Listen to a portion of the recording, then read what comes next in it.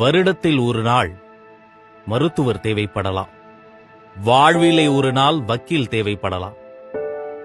ஆனால் வாழும் வாழ்க்கையில் ஒவ்வொரு வருடமும் ஒவ்வொரு நாளும் ஒவ்வொரு வேளை உணவையும் நீங்கள் உண்ண உங்களுக்கு தேவைப்படுபவர் உழவன். பெரிய நஷ்டம் வரும் என தெரிந்தும் பொண்டாட்டி தாலியை அடகு வைத்து மானியத்தை நம்பாது மண்ணை நம்பி தொழில் செய்யும் ஒரே மனிதன் உழவன்.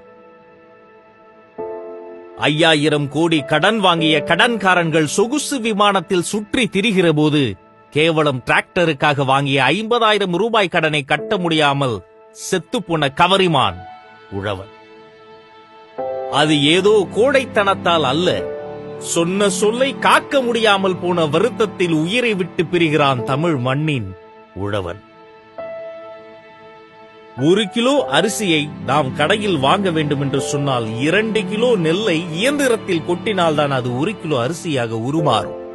1 கிலோ அரிசி 60 ரூபாய். அப்படி என்றால் 2 கிலோ நெல்லை விவசாயியிடம் இருந்து என்ன விலைக்கு வாங்க வேண்டும்? எந்த விலைக்கு வாங்க வேண்டுமோ அதை விட பல மடங்கு குறைந்த விலைக்குத்தான் வாங்குகிறார்கள் வியாபாரிகளும் அரசாங்கமும்.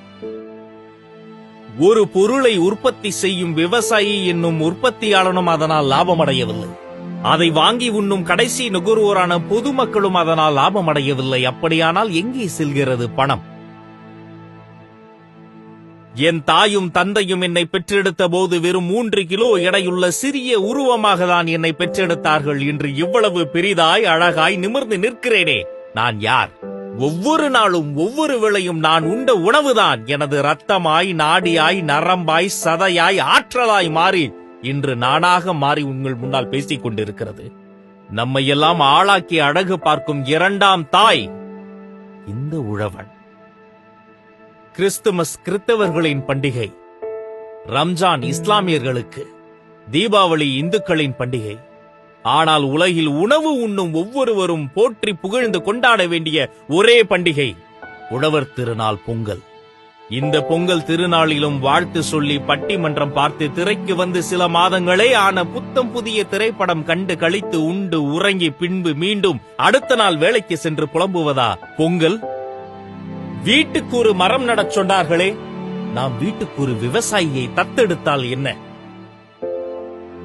இருக்கிறாரோ இல்லையோ என தெரிந்தோ தெரியாமலோ விழுந்து விழுந்து சேவித்து காணிக்கையை கொட்டி கொட்டி கடவுளுக்கு கொடுக்கும் நமது கரங்கள் இதே மண்ணின் விவசாயி வாழ்வை இன்னும் கொஞ்சம் வளமாக்க கொஞ்சம் கொஞ்சமாய் சிறு சிறு உதவிகள் செய்ய நீட்டினால் என்ன? அரிசியில் உருவாகிய இட்லிகளை எல்லாம் 1.25 கோடிக்கு விற்கும் போது அந்த அரிசியை நெல்லாக்கி கருவாக்கி உருவாக்கி தந்த விவசாயினுடைய வாழ்வை நசுக்கிக் கொண்டிருக்கும் விவசாய கடன்களை கொஞ்சம் தள்ளுபடி செய்தால் என்ன? மண்ணின் ரத்தம் நதி தாமிரபரணி, வைகை, பாலாறு, காவிரி என வெள்ளி ரத்தமாய் பாய்ந்தோடிய தமிழ்நாட்டு ஆற்று படுகைகளில் இன்று நீரும் ஓடவில்லை, ஆறும் ஓடவில்லை. ரப்பர் டயர்களோடு மணல் கொள்ளை அடிக்கும் லாரிகள் ஓடிக்கொண்டிருக்கிறதே, இதை தட்டி கேட்டால் என்ன? யாரிடமும் கையேந்தாமல் இந்த உலகத்தில் விவசாயி ஏரை மட்டும் பிடித்து நம்பி வாழ்ந்துவிட முடியும். ஆனால் உணவுக்காக விவசாயி இடத்தில் கையேந்தி நிற்காமல் இந்த உலகத்தில் யாரேனும் ஒரு நாள் ஒரு பொழுது வாழ்ந்துவிட முடியுமா? சிந்திப்போம்.